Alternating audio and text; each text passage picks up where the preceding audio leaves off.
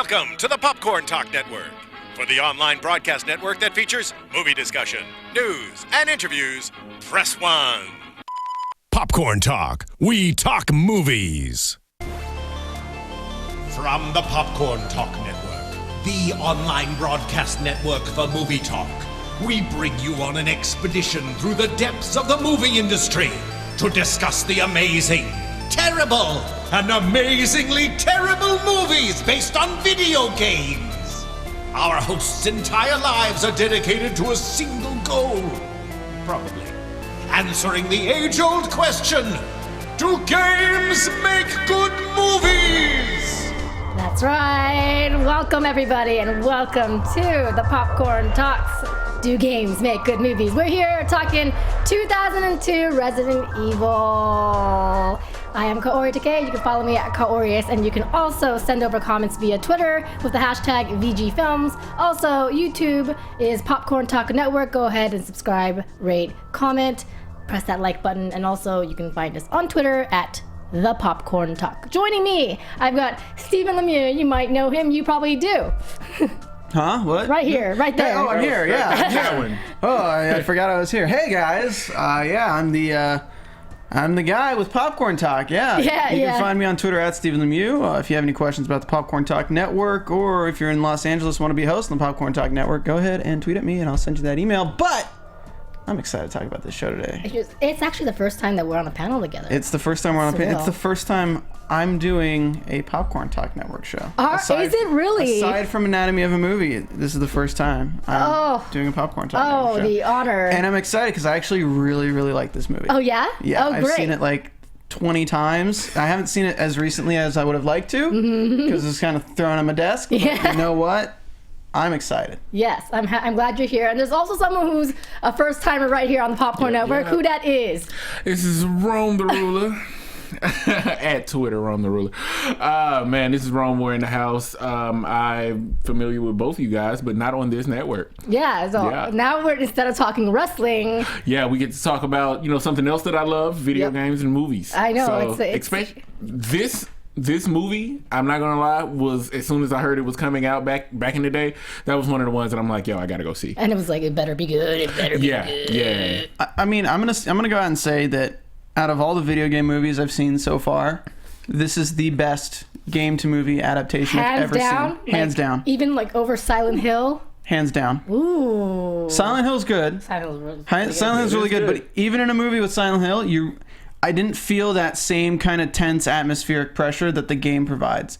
And Resident Evil kind of has this, but this movie, as cheesy as some parts were, it had a plot that lets you discover things as you went. Yeah. And that's what's great about the games, is you discover things, and the further you get into the movie and the further you get into the game, the more complex and the more dangerous the creatures become. And for a spot-for-spot boss storyline kind of thing, this movie follows a game's story plot pretty well.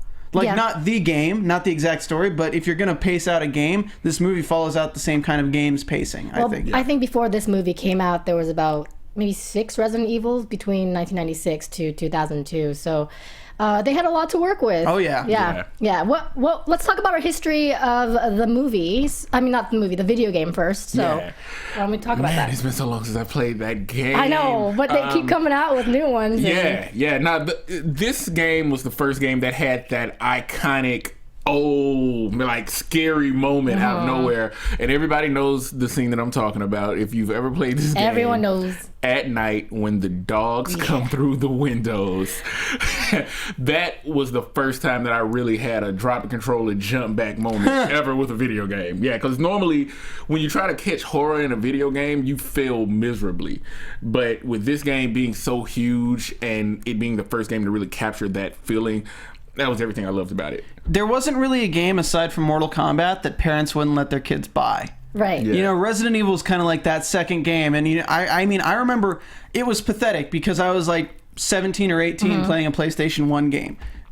because it's just I couldn't buy it before then. For me, it's one of the rare games that I would rather watch someone play than play. It is that scary. And the first one, the breakthrough, I remember thinking, how intelligent of them to make a loading screen, just the slow ass door opening slowly. Yeah, you're just adds everything. I don't know what's happening. I don't know what's coming. It's all like these effects.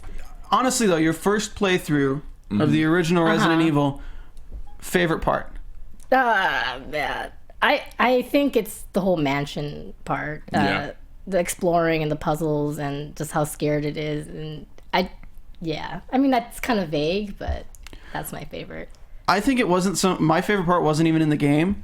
It was just how my imagination ran with it and gave me like really weird dreams afterwards. Because you just have weird dreams and you wouldn't remember if it was in the game. What dreams are these? You don't even want to know. I played it when I was 17. That was after it came out, a long time after it came out. Yeah. So for a game to hold up that well, I feel like if 12-year-olds, 13-year-olds played this game today, it puts you into it so well. You forget that the graphics are bad. You forget that it doesn't make sense that you can pick up all this stuff and you can't pick up other things. You're gonna be like, why isn't the environment destructible? Because every game's environment's destructible. The first time I've gotten a feeling like this game was playing The Last of Us in a long time. I think Resident Evil is even more scarier than. I don't mean scary. It's just like the feeling of like enjoying the atmosphere and getting like. Literally, you don't want to go into the next room. Right. Yeah. That feeling where you want the game to continue, to go even longer than the game actually will be. You almost want to prolong levels. Yeah. Yeah. What was your favorite part? I want to say, like you, the mansion, but definitely the puzzles. I remember the puzzles. I remember being so frustrated with this game at times because the scene with the hallway where you're in that L-shaped hallway and you can't get out. And you can't figure out what it is that you need to do. And it was one of those iconic I'm stuck moments. And this was before social media. This is before you could really just go to Google and type in anything and find out. True. So you're like waiting. You're waiting to go to school the next day to ask somebody, yo, did you get through that part? Did you get through the hallway? Did you know how to do this? Did you find this herb? Oh, memories. Yeah.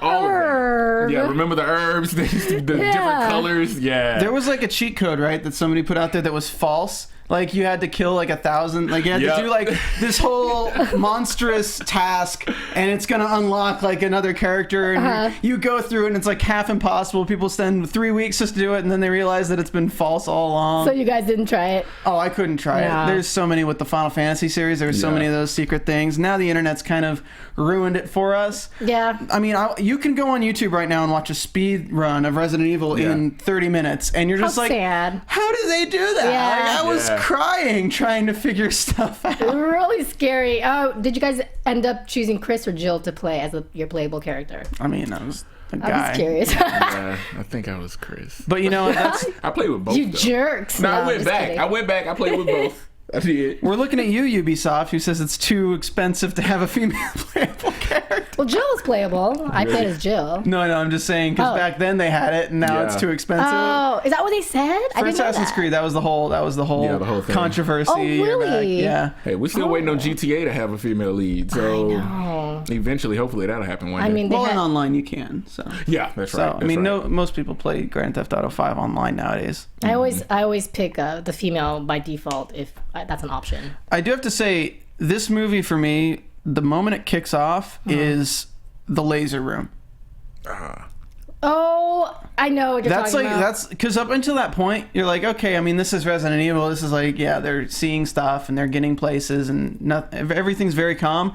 And in the game, you never know what's going to happen in the next corridor. And this is when the movie, if you were to say any scene of any Resident Evil movie, this is the most iconic that's ever been filmed for my mind. If you're going to say, what's the worst trap room you've ever seen in film? That's it. Because no one survives. No one survives because it's so badass. The dude dodges everything. Yeah. He gets through all the levels, and then it's just I got something for you. Yeah, it's just well, crap. What am I going to do? It's a freaking, grid. It's freaking doing a line graph and having it kill you in middle school. It's terrifying. And I remember thinking that at least the gun, I guess his name was One, at least he would survive, but he didn't. And then, half their crew is gone.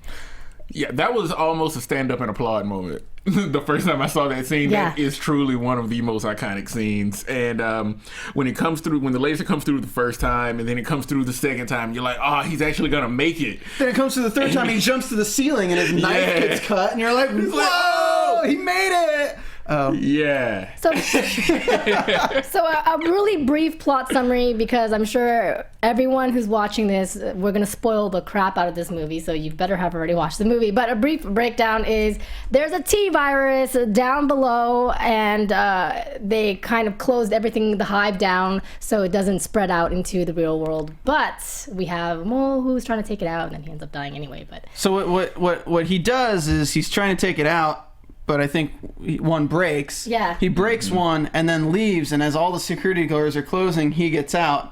And and everyone else gets killed because we have the Red Queen who tries to contain the virus. Yeah, because she tries to quarantine, and then everyone's locked in these rooms, and some rooms fill with gas, the others fill with water. Like, it's really terrifying. Yeah. It's really scary, and I think Mila Jovovich. Yeah, it's actually Jovovich, but just saying. All right. Everyone thinks it's Jovovich, but anyways, Mila Jovovich That's or just Jovovich. us Americans over here. No, it's because my day job's that research thing. So now I forgot. Oh yeah, her character was played so well, Alice, and I was kind of worried that she wouldn't really be that badass because she came from modeling, and well, she was in The Fifth Element. And that's all pretty much. And we now knew about everything her. she's in, you're just like, oh my god, I want to see that. You think that? I think she's great. She is great. I think she's campy enough that like you can just buy in without feeling it's taking itself too seriously. But this movie does a great job because people who don't know the plot of the games or anything, they give her amnesia at the beginning. Yeah. So she has to discover things, and it kind of makes the story explain itself before you really get into things. Because if she didn't have amnesia, she'd be like, oh, this is that, this is that, this is that. It'd be annoying. I don't even think you need to know the game to really enjoy this movie. I think you can just it stands alone. Yeah, it has a standalone storyline. It holds up really, really well. If you find out the Umbrella Corporation from the game, or you find out the Umbrella Corporation from the movie. I love hearing those things too, you know? Yeah, definitely. It's still the same feeling that you get. And just the way they designed the hive, I thought was so dope, how deep underground it was and how important it was to try to keep it contained and how they tried to keep it contained. Yeah, I love that entire concept of it. It's a good protection tactic to, you don't have to build all the sets for everything. Just do a hologram of how big this place is and then have a few areas of it. There you go. You're saving money. And it looks freaking cool. I do want to tell everyone, we're only covering the 2002 first movie. We're not talking about Apocalypse. We're not talking about Nemesis. Annihilation. Right? Yeah, there's a bunch of them now. So we're not talking about those. Those go with this story. They don't really pertain to the games too much. Yeah, no, we're just talking, thank you, specifically about Resident Evil, the very first one, 2002, created by Anderson, who's now, I think they're still married, Mila Jovovich. Oh, nice. Yeah. So I also really like the part where in the beginning they set up how everyone's gonna die, everyone dies, and then there's that water overflow in the scientist room, and then that's also a place where they end up later on. And I think that was cool. I think they just did a really good job with setting up all the different areas in the hive. And they give them a fetch quest. Yeah, you gotta have the fetch quest. Yeah. Oh, was it a sister or cousin or the one that his contact, like his inside agent. It was a sister. I think it was a sister, and it's like, I gotta find her. She's gotta be alive in there somewhere. She's not alive in there somewhere. She looked pretty good. I mean, she's moving. Yeah. She's moving pretty well for not being alive. Yeah. But she's not coming to Thanksgiving dinner. I know that. I mean, maybe she'd come to Thanksgiving dinner, but she wouldn't be eating turkey. Yeah. What'd you guys think of the Red Queen being that kind of good and bad person? I'm glad that this was the first film to really take advantage of how creepy children's voices are, because I didn't think it really worked very well in Terminator Genesis, but you know what? Yeah. Oh, I didn't see that movie. Yeah, don't. Yeah, I did. Oh. Regrets? I saw it. I saw it for free, so no. Okay, so you're good. Yeah. Yeah, so what are some other things that you guys liked about this movie? Michelle Rodriguez. Oh my gosh, that is on the other side for me. Why do you like Michelle Rodriguez in this movie? Because you needed that. Honestly though, you're gonna have a video game movie with one female badass, But then you get two female badasses. All the guys are like, these chicks are hot. They're doing stuff. It's awesome. She gets bit. It's crazy. Oh my God, they killed somebody. Like what? Like it's you needed a female badass that could get killed. That sounds bad. That does that. I was like, no, but like her character was the strongest. Yeah. Yeah, she was even more badass than Mila Jovovich right there in the beginning. Yeah, so everybody couldn't get out, and you had to lose someone, and definitely. With it being her, with her being as badass as she was, you knew that, okay, one of these isn't going to make it. Yeah. Yeah. And the way, how gung-ho she was about everything, and just, around the corners, coming around with her assault rifle, definitely understand that. I know we're talking about likes, but just all of her lines just drove me crazy. She did what she could do with the dialogue. It wasn't, her part, granted, wasn't written the best, but she did her job with it. She did as good as she could with the lines that she had, because I saw more of her intent than I did in her lines. I saw what she was trying to convey. She does, she does die in this movie, and that was my favorite part. It was when she becomes when she becomes fully infected. Spoiler! And I'm like, oh, finally, because... You were waiting? Her as a person, I'm sure she's great, but her character is always the same in every single movie. You know, it just drives me nuts. But so is here she is. Here she is. Typical badass. Typical Scott Narver. Here she is. Scott, go ahead and take a seat on the couch in the center. And throw that little headset mic on. Guys, we have at Curtain Jerk Scott Narver in the studio here. He just ran here. He just got out of the hive. How was it? Yeah, I was trying to get my way here, but I was trying to walk through the studio, and it was a fixed camera, so I couldn't really figure out how to walk towards the door. I just kept walking towards the wrong way, and then a zombie grabbed my leg. So you're Michelle Rodriguez in this case. So you have a couple hours. Oh, am I that deadpan? Yep. Well, I guess we know which side you're on. Sit up, you should Scott. sit up a little bit. But real quick, Scott, what is your history with the video game Resident Evil? That was the first game that really terrified me when I played it as a kid. I rented it on PlayStation, sat in my brother's room. He wasn't there. He didn't want to play it. And then I played it with all the lights out and everything. Mm-hmm. And, oh my God, it terrified me. The bursting in that room with the snake bursting out. Yeah. Oh, I forgot about the snake. And then it eats you. Yeah. That was, I put down the controller. I'm like, I guess I'm done with my rental. You're just scared the whole time because you also had a certain amount of ammo, and it's just everything was like crap. That was the first game that literally taught you. Like, I think the show Hoarders developed because I would hoard everything that I found on that game, because once you couldn't find any more bullets, you would lose your mind. You're like, oh, I just have a knife. This is terrible. How am I going to do this? Especially with the way stuff jumped out at you on the game. Like you said, I had a rule. I wouldn't play it before 10 p.m. Really? Yeah, I would not play it before 10 p.m. All the lights had to be out. And I treated it like the best horror movie I ever had. Oh, that's so cool. You got to move to your right a little bit. You're right. Man, Scott just can't even see his camera. Oh, your other right. Your other right. Your left. My other right? Come on, How Scott. many rights do you have? You're twice as right as any other one I know. All right. I am woman, always right. Just kidding. But yeah, the movie was great. I mean, there's so many scenes that I haven't seen it in a few years, and I'm still just like, man, the scene when they're in the water and they use the axe and it just hits out that one little piece of glass.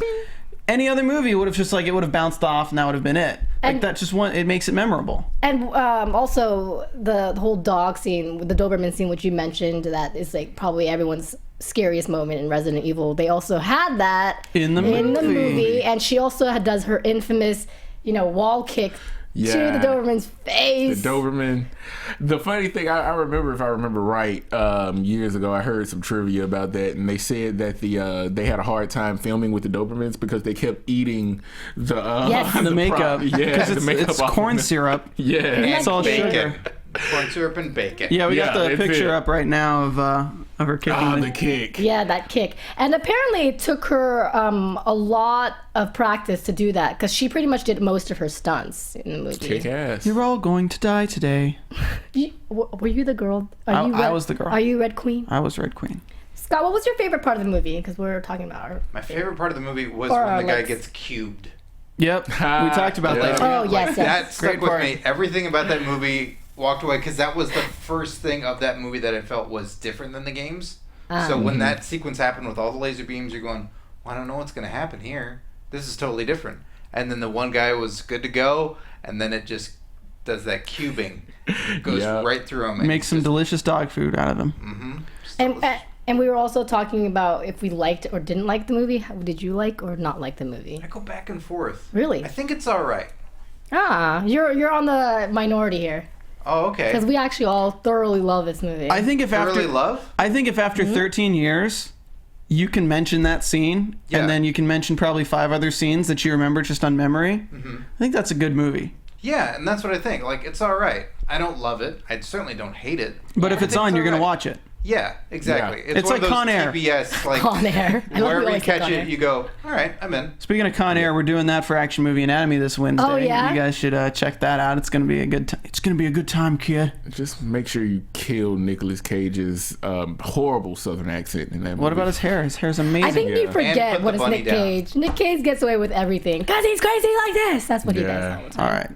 So we've all kind of discussed our opinions. So let's talk about some of the dislikes that we didn't like, the disconnect we felt from the video games, or just something that you didn't like about the movie, because there was something. Did you guys like the liquor? Did you guys think he was a badass enough bad guy, big boss? What? I think honestly, even the subway scene with the liquor, like, that's great. Okay. I thought it was well done. I cringed when they stuck the pole through the tongue and then had it hanging by everything about the creature design in this movie I thought was on point for being the first movie. Okay, so you have nothing bad to say about this movie. That was actually the thing I didn't like. Really? Yeah, that was the one part I didn't like, because I didn't feel like it had enough of an introduction as to what this thing was. It just showed up, and then later on in the movie we find out it's because they injected the T-virus into actual flesh and just let it kind of mutate and develop into what it developed into. And that would obviously lead to Nemesis and all of that other stuff. But at the time, I didn't feel like it had enough of a story to it. They didn't flesh it out enough for me when I first watched it, and I had to go back again to really catch on. Like, oh, okay, that's what was happening with that. I mean, I can agree with you on that, but I'd say I don't like the stuff being so on the nose. Yeah. You know, it's like if they literally introduce a creature and then randomly it cuts to a Pokedex of what the creature is. Yeah, I'm not a fan of that. Yeah. I'd rather not know what the hell it is and then try to figure it out and then them tell us later. Because the dogs the Dobermans, they're obviously Dobermans. Rottweilers, Dobermans, yeah. What'd you all think about the ending, how Matt ends up becoming Nemesis? Do you think that was oh man, no one can win, or you thought that was a good segue into the next? I didn't know really, I wasn't really expecting him to become Nemesis when I first saw the movie. So that was actually enjoyable to me. Yeah. I thought that was a pretty cool twist. No one won in this movie. No one won. Umbrella technically just still walked away with, we're still covering up our secret. It's pretty accurate to the game, I would say. Yeah, that's all the games. Yeah. It's always a losing battle. You always go, oh, so I won? And then the next game comes out and you go, no, everything got way worse. Yeah. I mean, I honestly, though, again, I played the game when I was 17. I saw the movie when I was 12 or 13. So I saw the movie without having played the game at all. So I did it reverse to what you guys probably did. So when I saw the movie, I see things coming out of his shoulder and I see him being drawn off. I'm like, what the hell is happening? What is going on? So I was like, I want a sequel right now. Guys, this is actually the first time on this show that no one really has too much negatives or dislikes to say. We need Patrick Dees here because I'm sure he could poop all over this movie. I'm curious to see what he thought about it. Maybe he'll tweet if you guys. I mean, he liked the last one he did. It was crazy. Oh, he didn't like it. Oh, he didn't like it. We didn't Need for Speed. Oh yeah, he hated Need for Speed. That's right. Oh well, yeah. You didn't like it? I agree. What? I love that movie. Well, okay, we didn't love it. We're gonna steal some cars, bitch. Everyone kept saying Jesse Pinkman instead of Jesse Pinkman. his name. What about the zombies? See, I felt the zombies in the game are really scary and really terrifying, and they're sparse. And then in the movie, there's just a bunch of them. They're not that scary looking. They were scary looking. Come on. But throughout, they lose their allure right away, I felt. When that guy had to, I think this was in the first movie where they're going through the sewer kind of area, and the guy's climbing up and one gets him and they have to leave him behind. Yeah. That's scary. I mean, the problem with zombies in movies as opposed to games is in games, you know that if they hit you, they're dead. You're dead in the game, and you're taking control of that character for yourself.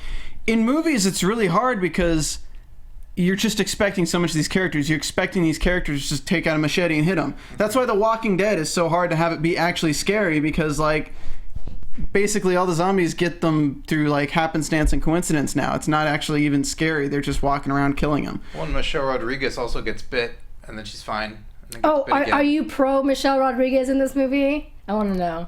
You mean just her being in it? Not Yeah. her, but her character. It's okay. I'm never a huge fan of action heroes that aren't vulnerable in any way. Yeah. That are just can see stoic and badass. Yeah. Like, that gets tiring. And there's no stakes when she she gets dies. bit right away. Eventually. Yeah. She lasted for 2 hours, but Yeah, there's no high stakes when she gets bit, and then you go, oh, so you're gonna no, you're fine. Oh, you got bit again. Is anything gonna happen? Are you fine? Are you the cure? you think you're. Let me ask you guys this real yeah. quick, since we brought up the zombies. What do you guys think about how they introduced the zombies in this at the beginning of the film? Because we knew they were coming, you knew it was going to happen some kind of way, but I feel like they kind of got creative about how they held off for a second, and then when they actually showed up. You mean like the montage of when the gates open and all the zombies like slowly coming wake out. up, and you see like underwater, and you see like everything. And the one with the one that was walking with the axe. Yeah, the security Broken guard with leg, the yeah. axe. All of a sudden the doors open. You know, they took the system back over. They got the doors to open, and then what's that sound? I liked it in the respect that it felt like waking the hive, and it's a hive. That's what they were going for. The base itself is a hive. Yeah. So they're stirring the hive, and they're entering into unknown territory, and that's what I felt it should be. Yeah, I thought they did a really good job with that, because imagine going to the hive and just seeing everything go crazy right away. It was a nice little slow detail to its demise. Yeah. I liked it. Let's do something fun here for a second. Yeah. Pick 5 movies and rank your top 5 zombies Impossible. on a level of like the most dangerous to lowest. Like, and I don't mean like all these like evolved like Nemesis or any of that. I mean just normal zombies. Because So top 5 threatening zombies? yeah, I would say 28 Days Later is one of the scariest zombies, because they're fast as hell Yeah, too. they can run. They run. and then it's just a drop of blood can change Yes, you. that's the Yeah. tiniest Any little piece exposure. of any piece of biological material. Okay, I would say Brad Pitt. World War Z. Yeah, World War Z. Just Terrible because- movie, but yeah. Yeah, it was The horrible, numbers. but the numbers and the way that they actually worked together to get stuff. Like, I was like, are these zombies climbing other zombies to get over the wall? Like, is that really happening right now? I never seen teamwork from zombies in a zombie movie. I was like, what the hell? But Yeah, okay. zombies. There's no I in team. Yeah. Well, you So, don't have eyes at all, so no. Yeah. Scott, I would say the remake of Dawn of the Dead. The okay. remake, Yeah. Ving Rhames one. Yeah. That's a good one too. Those I really like zombies. that one. Because they're aggressive as well. Stupid bitch went after They her impregnate dog. people. That's right. After that dog. And they're not. Remember, they didn't go after the dog. They were just going after humans. That was it. Yeah. And there's one that looked like Burt Reynolds. Somebody says Bill Murray. Yeah. Ah, yes. You rock. Bill Murray in zombie makeup is the most Because you can fearsome zombie of them all. because you friend that zombie. It's a little scary. Yeah, you're never gonna kill Bill Murray. You can just No, you can't. What about you? Answer your own question. answer my own question. Yeah. I don't know if it's technically zombies. I'd say Rec 2, the Spanish movie, has some of the most I have terrifying not seen that one. sequences I've ever seen in any movie that I've ever watched. Yeah. There's a scene in the movie where they're using night vision, and under night vision with a flashlight, there's a tub in the middle of a room full of blood. They walk by and they have the flashlight on. Somebody gets grabbed, pulled into the tub, and then they turn on their night vision. The tub's gone. Yeah. Okay. So like the person's gone, but then the zombies are just insane, and everyone's getting infected, and all the police are infected, and the reporters are. You've seen Quarantine? Mm-hmm. It's what Quarantine was based off of, except Quarantine put Jennifer Carpenter in it, and it really sucked. Yeah, they did. Yeah, so I'll see that. REC 2. It's found footage kind of movie. I love zombie or scary virus movies. A lot of people are saying I Am Legend in the chat, but I Am Legend's more vampire, right? I think. Yeah. I gotta give 3 honorable mentions real quick. Return of the Living Dead Part 3 with the girl with the blades going all through her. Return of the Living Dead Part 1, somewhere there's a naked zombie running around with crazy hair. The girl who gave the striptease. And what was my last one? I said Return of the Living Dead, and I can't even remember what the third one was. Oh well, I'll come back to it. They do say, by the way, that in a zombie apocalypse, the most fearful people are humans because we will destroy each other rather than zombies destroying us zombies, first. yeah. Mm-hmm. Yeah, it's possible. How about Shaun of the Dead? Shaun of the Dead was fun. Yeah, but they like ripped the intestines out of that guy. Like, I remember. You're not expecting it. Yeah. Especially with you saying that there's a kind of cult followed Italian zombie movie called Zombie 2. And there's a zombie that takes on a great white shark. It's called Zombie 2?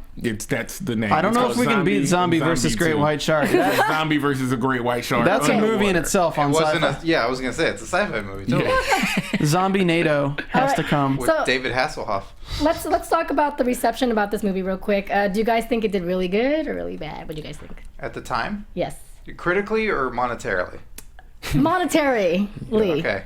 I think it did pretty well.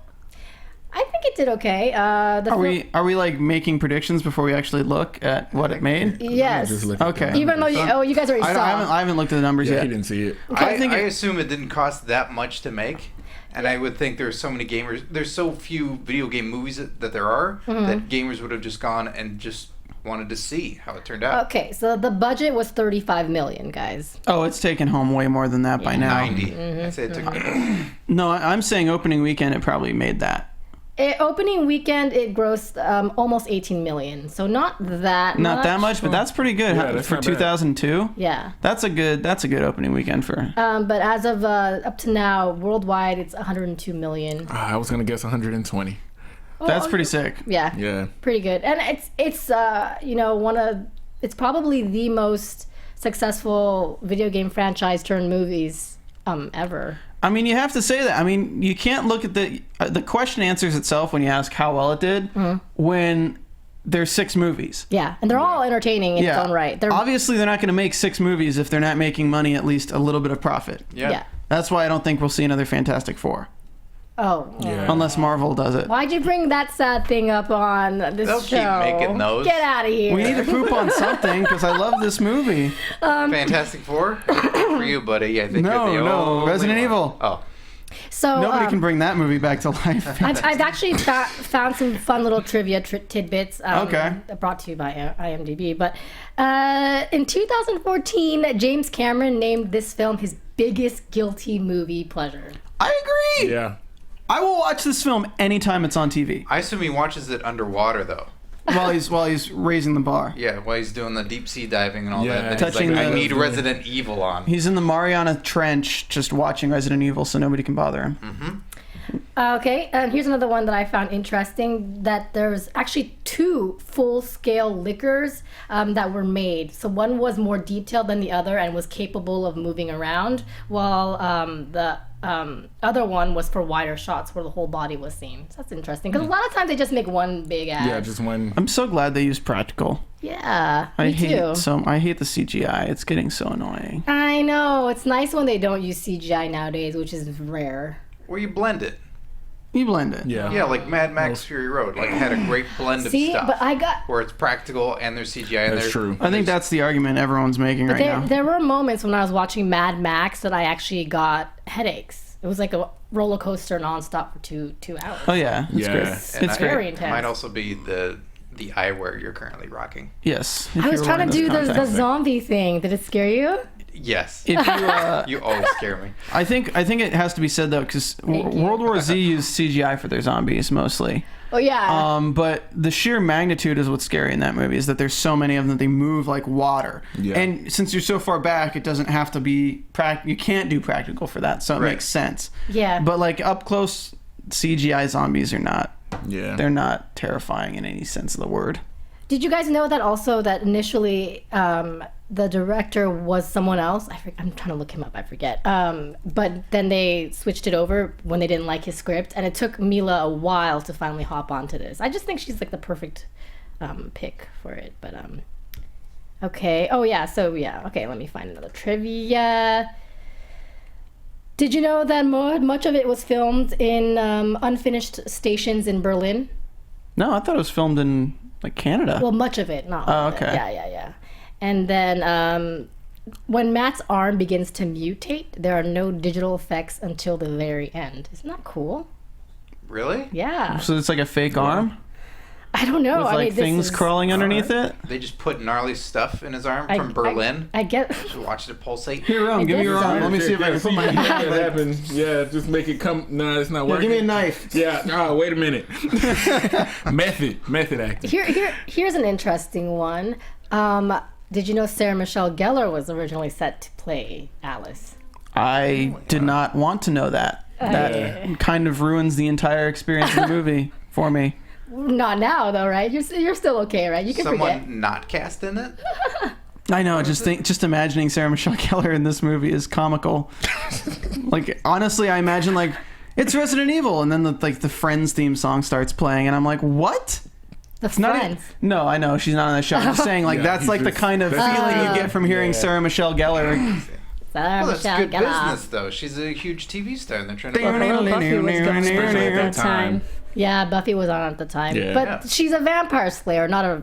She's not Undead. She's not an undead killer. Yeah. Yeah, not she dark can't enough. do other things. Yeah, she can't. Boo. She can barely be a vampire slayer. Yeah, do nothing. Who would you recast if we were gonna start? If they were gonna reboot it right now, who would you cast? Evangeline Lilly. Evangeline I Lilly. love her. Oh, Yeah. she's gorgeous. And she's busy going to be the Wasp, but you know. I know exactly who I would put in that film. Who? Emilia Clarke.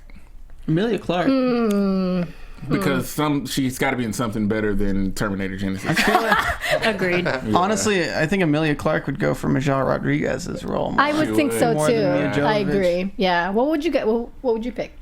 Man, I don't know. I love Charlize Theron. After seeing her in Mad Max, Oh, I think she could murder the hell out of that role. The thing with Charlize Theron is she will steal anyone's spotlight just being in there. But it She's is so the cool. spotlight's on her. Yeah. Yeah. I mean, well deserved. Who'd you cast? Kathy Bates. She's tough. She'd hobble You're the gonna mess zombies. with Kathy Bates? She is pretty No way. scary. She's tough. She's She way is pretty scary. scary. She'd be the scare. Actually, no. I think the scariest zombie in a movie is Misery. Kathy. There you go. Yeah. Kathy She'd show Bates up just with is the scariest zombie. That's right. Yeah. All right. Just show up with the hammer. Here's Yeah, another hobble your ass. trivia for you. So in December of 2001, Sony gave fans a chance to design the film's poster, with the prize being an undisclosed amount of cash, a free screening of the film, and the chosen design being used on all the advertising material. So a 23-year-old aspiring actor and an ex-video game magazine designer won the competition, Nick DeBars. Isn't that cool? Yeah, that's pretty sick. How much money did they give him? They don't say. It's probably like $5. $5. An undisclosed amount of cash. I can imagine this guy now, like almost 15 years later, like, oh yeah, way back in the day, like on a date, like, yeah, so I won this competition. So all those Resident Evil posters, that's me. It's like that kid who's like, I won an N606. I won a Nintendo 64. I'm the coolest kid around. Like 30 years later, he's still probably bragging about Still that. proud. Like kicking his feet up on a desk and putting his arms back. I made it. The debacle that was the Yoshi game So, when that came out. there's a Yoshi? When he... there's a, We'll talk later. Okay, I'm like, what? Which one? Okay. So, anyways, guys. Judi Dench. Guys. Oh, someone said Judi Dench? Yeah, Eric Rubin won in the chat says Judi Dench. Oh, Emily Blunt would be good too. Gregory Castillo says that as well. Eva Green would be awesome. Eva Green. I like her a lot too. I do enjoy her. How about Megan Fox? No? Only if they kill her within the first 5 minutes. I'm just And she gets kidding. naked. I'm trying to find a way to put Gabrielle Union in it, and I can't. Oh, you can't really want see Gabrielle it. Union in there, huh? Actually, you know what? Is it Sarah Delevingne or Cara Delevingne? Cara Delevingne, Cara yeah. Delevingne. That's I could see her. Yeah. She could do the bitch face enough. I I want to see her in Suicide Squad before I cement that. Yeah. I'm like still skeptical about that. So our overall rating for this movie, out of 5 viruses. I don't know. I'm trying to think of something. Scott always has a good rating system. That's a bad thing, right? Yeah, 5 viruses. I give it 1 umbrella. Oh, I like the umbrella better. I give it 1 umbrella. I like the umbrella. All right, but like on a serious rating scale, like 1 out of 10, what are you thinking? So 10's good? 10's good. I give it 7. 7? Yeah. That's pretty good. Yeah. Yeah. Like I said, like Steven put it well. It's one of those ones like at TBS or something. You go, I'm just gonna watch this. It's on and I'm in. Even if it has commercials, you're not going to pull out the DVD. You're just going to watch it. I would even consider if I was with a friend and we had nothing to watch and we wanted to watch something creepy. I would totally consider pulling out this movie. Yeah, because it's good and there's plenty of parts where you can still, joke and laugh about it. Like it covers all aspects. Yeah, and there's some like little Easter eggs, and then you can see things that you didn't catch before when you watch it again. And I think everything, it was tightly casted. Even Michelle Rodriguez, she was greatly casted. It was just like that character, just ugh. She's having real trouble. She was fine. She played the character well. She did, yeah. She's fine. Just anyway. So that being said, I would give it an 8. I would give it an 8 because I really liked it, and I think I gave Need for Speed something decent. So this is definitely better than that. You're so. We'll talk later. Subtract. Anyway. All right. I would say, as a movie, standalone as a movie without Resident Evil, without the name, anything, I give it a 7. Oh. As a Resident Evil movie, like as a video game turned movie, I mean it's 9.5. Ooh.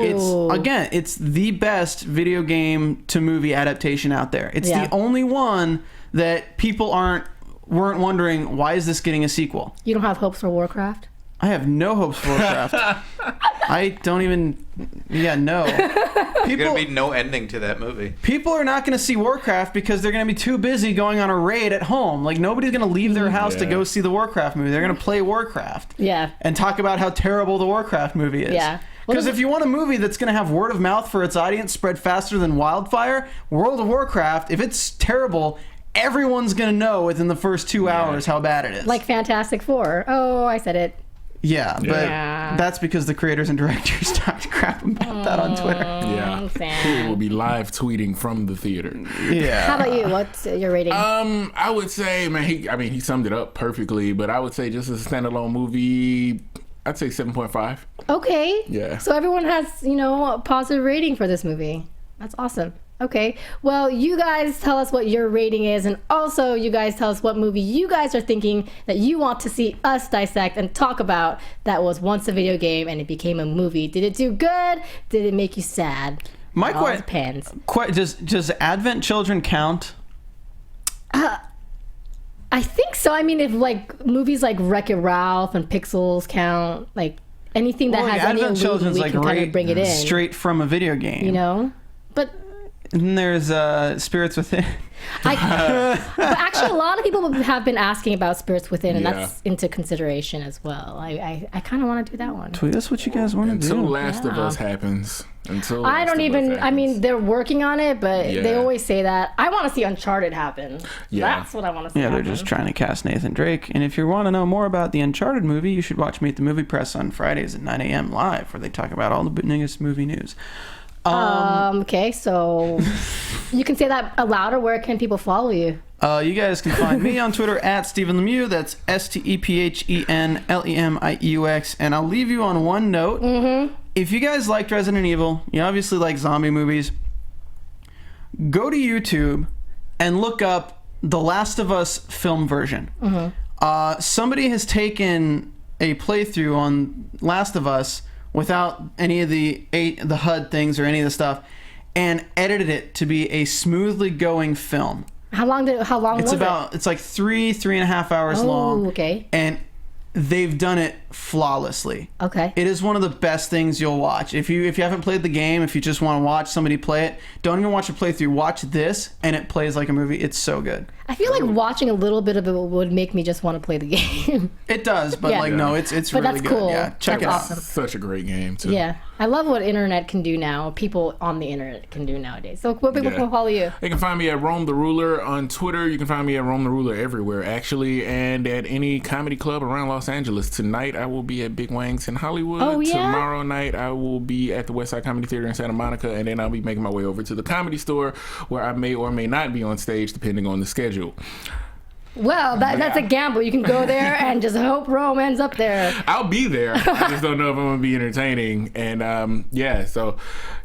like you said, this is one of the best, or the best, actually, when I really put thought into it, because I gave up hope on the live-action Halo about 5 years ago. So I even forgot that was happening. It was supposed to, but we should do Doom next. Oh, okay, there was a Doom movie. Gotta love The Rock. I'm just saying, there's all these options, so let us know. And Scott, where can people follow you? You can follow me on Twitter at Curtain Jerks, and you can listen to my comedy video game podcast, 16 Bits Podcast, available on iTunes and SoundCloud. And you can follow me at KAORIOUS, that's Kaorius. And you can follow the whole entire team at Popcorn Talk. Is it the Popcorn? I always have to look at my notes. You're staring at me. I'm scared because the executive producer's right here. All right, so Twitter is the Popcorn Talk, and on YouTube, Popcorn Talk Network. Don't forget to like and also rate, comment, and subscribe. And hashtag VG Films. If you drop a comment with that hashtag, we will see it. So thank you guys for tuning in, and let us know what movie you want to hear us talk about next. And thank you, fellas, for filling in so much. All right, bye-bye. See you guys next time. From producers Maria Menounos, Kevin Undergaro, Phil Svitek, and the entire Popcorn Talk Network, we would like to thank you for tuning in. For questions or comments, be sure to visit popcorntalk.com.